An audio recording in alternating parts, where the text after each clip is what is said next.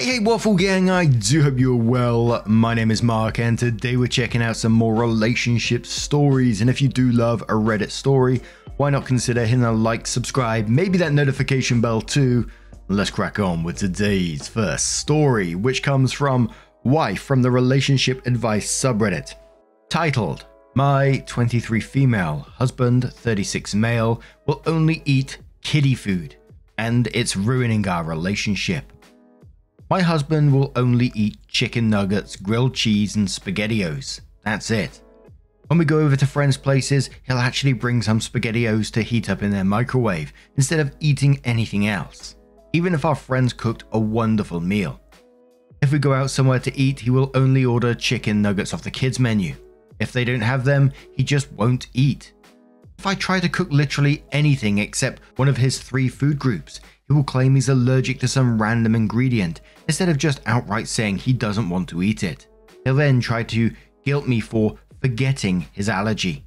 Spoiler, we've been to the doctor and he's not allergic to anything. My husband just turned 36 this month. His food habits were sort of cute and acceptable when we were both in college and eating like trash, but now I'm genuinely worried about his health. I also find myself avoiding any sort of dining situations with our friends, which is so much harder than it sounds. I've tried talking to him about his eating habits and he just brushes me off. Since I don't cook his meals, the only victory I've had in this situation, he doesn't think I have the right to dictate when he can and can't eat. I'm not his mother, I'm his wife, but I just want my husband, the man I love, to be healthy. What do I do? Edit. We met when I was 19, in my sophomore year of college. We got married after graduation and moved in together shortly after. I didn't realize how strict his diet was until after we were married. Edit again. Thank you for your comments and suggestions. There are so many wonderful comments and that it'd take me all day to make it through. So I'll try to address them here and then post an update tonight. It does sound like avoidant restrictive food intake disorder. And I agree that we need counseling. There's a good counseling center nearby that I found last night that offers couples therapy. I want to try them first. I'm going to bring it up to him tonight and really try to explain how much this issue bothers me and how at the very least we should discuss this with a counselor to find a place where we are both happy. So a couple of comments which Opie responds to. Someone was asking about the age difference and when they started dating, and Opie says, we started dating when I was 19 and he was 32. Looking back, I definitely wasn't mature enough for a serious relationship, but he has always been thoughtful and understanding. I never felt pressured to do anything I didn't want to do, and although the age difference was obviously noticeable, it never felt like I was being taken advantage of. I'm sorry if my answer sounds canned. I've got your exact question more times than I can count. TLDR, don't worry, I was legal. And then Opie added, we met in college. He went back to his degree after realizing his career was stagnant. We had a class together and ended up falling in love.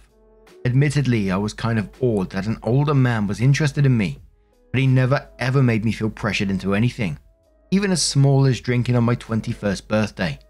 I have a history of severe alcoholism in my family. We ended up going to a nice dance night instead of clubbing. He also completely stopped drinking without any prompting when he realized that I wasn't comfortable being around him when he was drunk.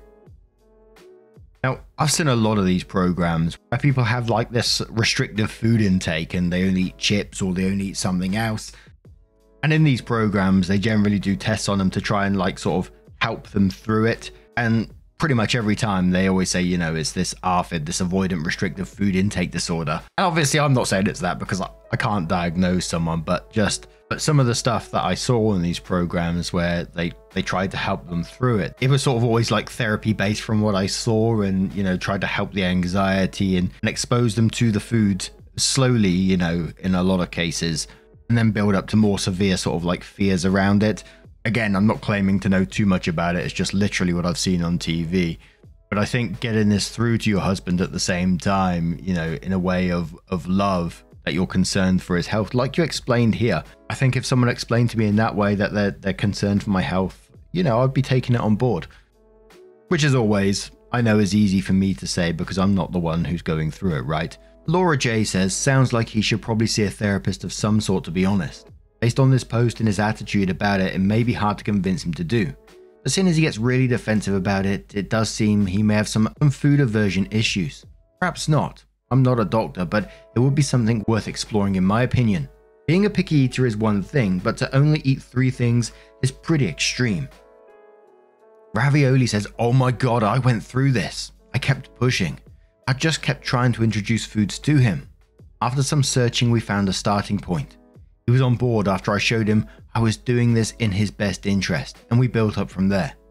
Things accelerated after he got some blood work done, and it showed that his 80% lifestyle of fast food was going to kill him early. We're eating better now." Opie responds saying, "Thank God. I was hoping someone else who went through something similar would see this. I genuinely, really don't know how to start introducing food though. I don't want to feel like his mother, but since he somehow isn't fat, he doesn't care about his health whatsoever.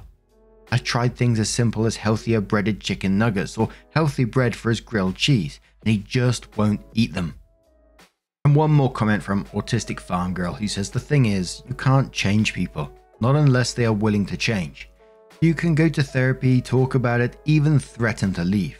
Unless he wants to make a change, you might as well try to move a mountain. In my view, there's only 3 options here. He decides that he'd like to change, regardless of why he only eats that, and gives it a shot. Best case scenario, everyone is happy, rainbows, unicorns, etc. He decides that he doesn't want to change and you accept that this is it and deal with it, which means that yes, you're with him, but you're also massively frustrated. He decides that he doesn't want to change and you don't accept it, in which case you get a divorce. Sorry for being a bit blunt here, but the control is out of your hands. All you can control is whether or not you can see yourself for the next 40 years with someone eating 3 different types of food." The OP comes in with their first update and says, "So, I did it. I confronted him when he came home. I brought up ARFID, which he seemed very open to. He seemed sort of relieved that it's a fairly common disorder. Some of you absolutely called it. He explained that he was extremely embarrassed and defensive, and I had tried bringing the issue up with him before. When I explained how much it hurt that he shut me down, he seemed genuinely surprised. He had no idea this issue was so important to me. I'll admit, I did cry a bit as I told him how worried I am about him eating himself into an early grave. His foods are not healthy, and by the end of our conversation we both agreed to work together to overcome this. We'll be going to couples therapy this weekend at a local clinic. From there, we're looking to seeing a dietitian and a specialized counselor for his eating disorder. However, I called his mother while he was at work. I asked her about his eating habits as a kid, if there was any foods he sort of liked or anything he was really adverse to. I like the idea of making weekly meal prep together, so there's no surprises and we can collaborate on slowly introducing new foods. I was hoping this conversation would give me a good starting point when I talked with him. His mother is a very sweet woman and told me all the foods he even sort of would eat, and everything he refused to. But she offhand mentioned that he has sensory processing issues due to his autism. I asked her to elaborate and she did. It turns out he was diagnosed with autism as a kid. He even went to an after-school physical therapist for many years to deal with his sensory issues. He never told me any of this. When I spoke with him, I didn't know how to bring it up, so I just didn't. I'm so worried he'll deny it, or he'll get angry with me for speaking to his mother behind his back, since he obviously doesn't want me to know. I want to stress that I never brought up autism with his mother. She mentioned it all on her own. He'll lied to and manipulated. I don't know how to bring it up with him, because right now I'm just starting to process it. I'm angry that he never told me. His food issues are one thing, but not telling me about his autism, and seemingly intentionally keeping it from me, as he didn't bother to mention it today either, is another. It's more and more obvious that the man I'm married isn't who I think he is, and he has been lying to me for years. Right now I'm telling myself to wait until counseling this weekend before confronting him. I don't want our conversation to be out of anger, but I also don't know how I could ever trust him again if he was willing to keep such a big secret from me. Edit. I will be bringing this up in counseling, but I'm not going to discuss it with him until then, as I don't want to let my anger and hurt override my desire to help him.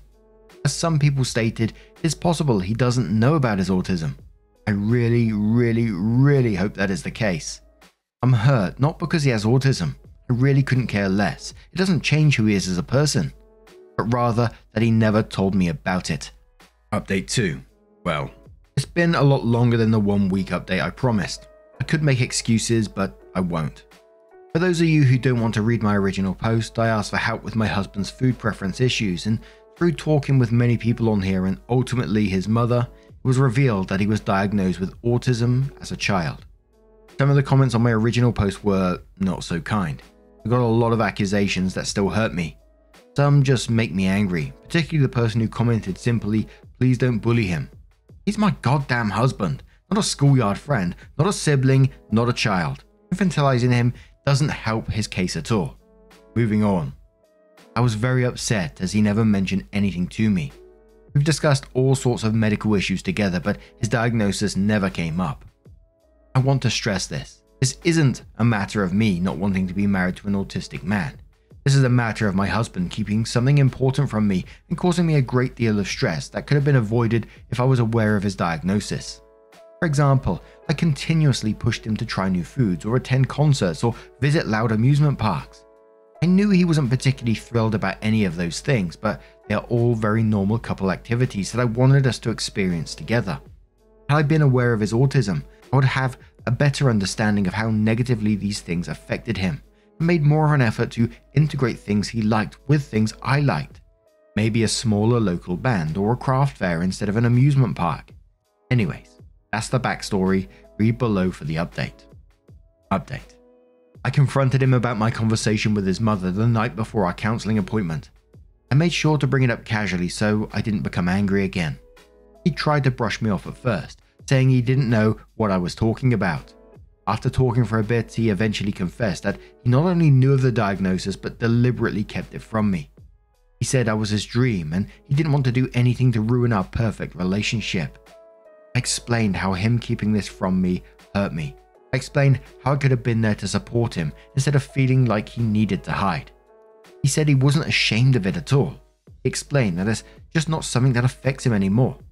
I again explained how it affects me, but he didn't seem to care. I didn't show him the post I made, but I used some of the advice from you all to try and explain why his autism really does in fact still affect his life. We went to bed upset. The next day, he acted like nothing happened. We ate breakfast, he had chicken nuggets, and we went about our day. I kept expecting him to bring it up, but he never did. I didn't have the nerve to bring it up again until later at the marriage counselor's office. I spoke to the counselor so as to not seem accusing and explained that this was an issue that bothered me. My husband actually laughed and said he assumed I'd gotten over it by now. When I explained that no, I really hadn't, he got angry with me and stormed out. The counselor tried to mediate, but it wasn't much use as my husband went to wait in the car. I was worried he'd leave without me, so I cut the meeting short. Our ride home was quiet. It wasn't until we got home that I said I was worried he was keeping other things from me too. He said he'd been reading online about how women can't understand autism and therefore he didn't think it was important to tell me about it. I said that was the weakest excuse I'd ever heard. He then said that I'd leave him if I knew. I said if I left him it'd be because he's a liar. Apparently he told all of our mutual friends that he'd just been diagnosed with autism and I was considering leaving him because of it.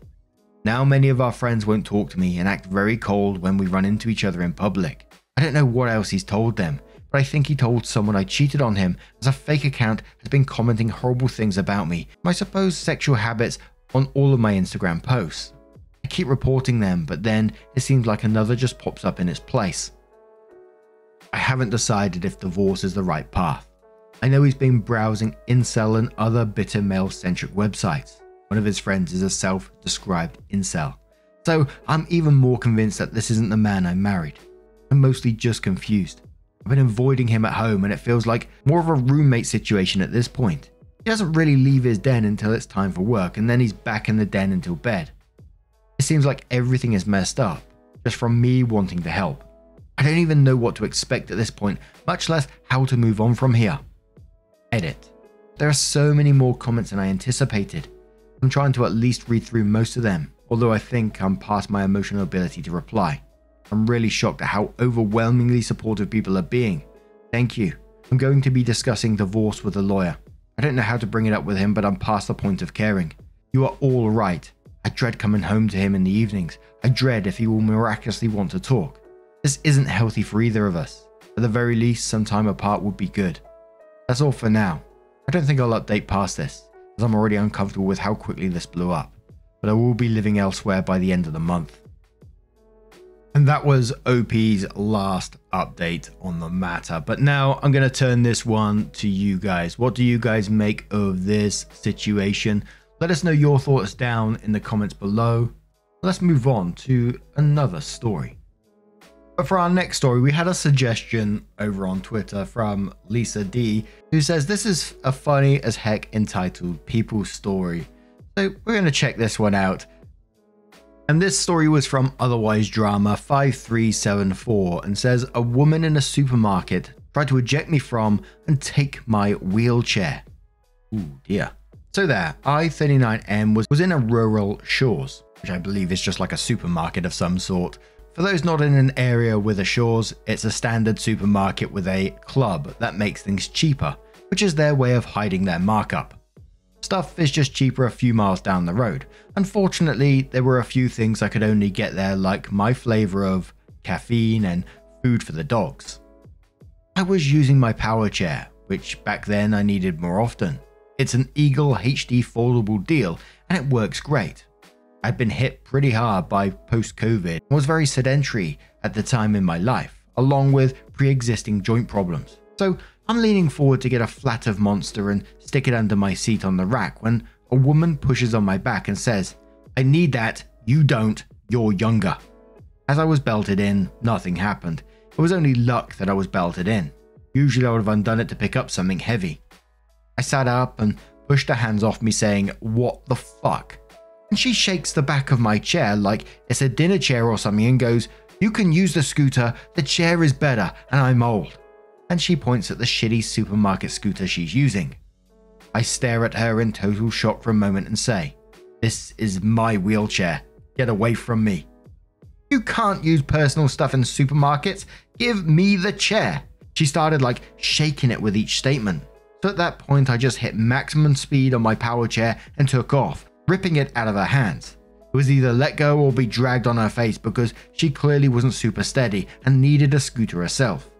And we're off on the dumbest chase in creation, mostly because supermarket scooters go slower than any other mobility device. I buzzed over to the service desk and cut in line and said, "I'm sorry, I'm really sorry, but there's a woman following me, trying to push me out of my chair and take it." And from behind me, they can hear, "Get back here," and the most wheezy buzz of the slow scooter. In the moment, it was really enraging that she was being so entitled and frustrating.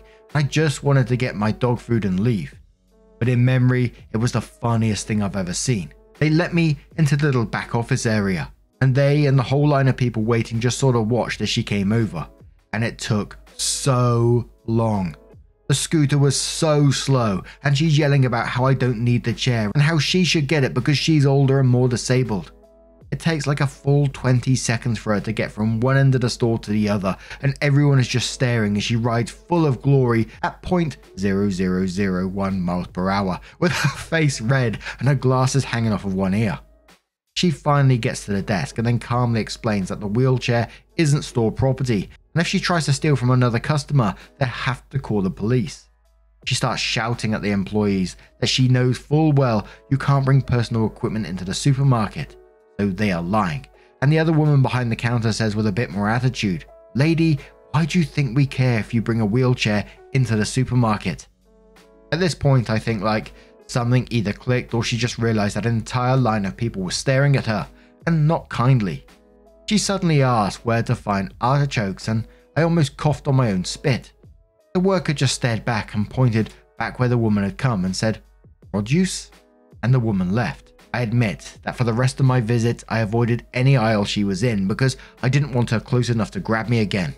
Now I can laugh about it for the absurdist comedy moment it was. In retrospect, I feel there's a reason here. Like her husband told her they shouldn't buy things like I had because they're not allowed to be in the supermarket. That's the best answer I can possibly come up with for that wild nonsense. Wherever you are, crazy lady, I hope you bought your own Eagle HD. And I know I chuckled in the middle there, and Opie said that they found it funny themselves, but the thought of this, like, high speed, in quotes, scooter chase around a supermarket with someone shouting behind you, "Get back here!"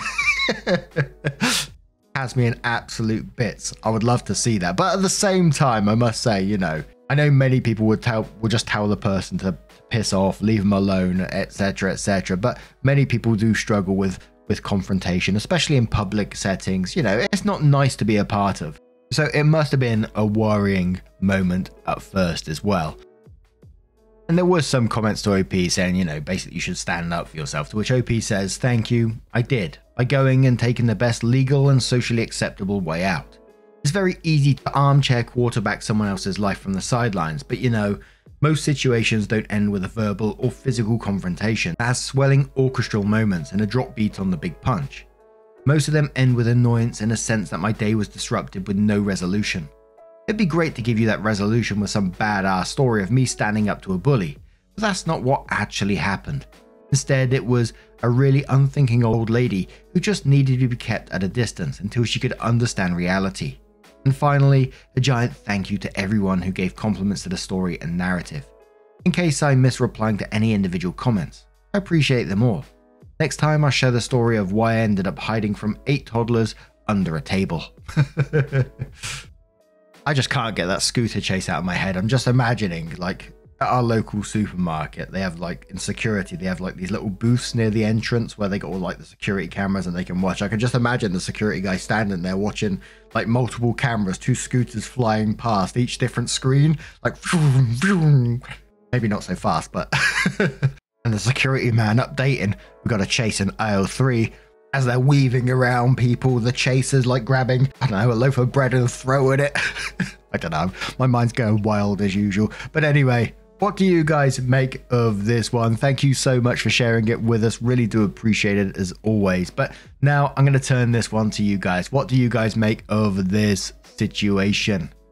A supermarket chase. Let us know your thoughts down in the comments below. And just a huge thank you from the bottom of my heart for getting involved in today's stories. Your love, your support, your time always means the absolute world to me. So thank you so much. And I'll see you in the next one. Get back here.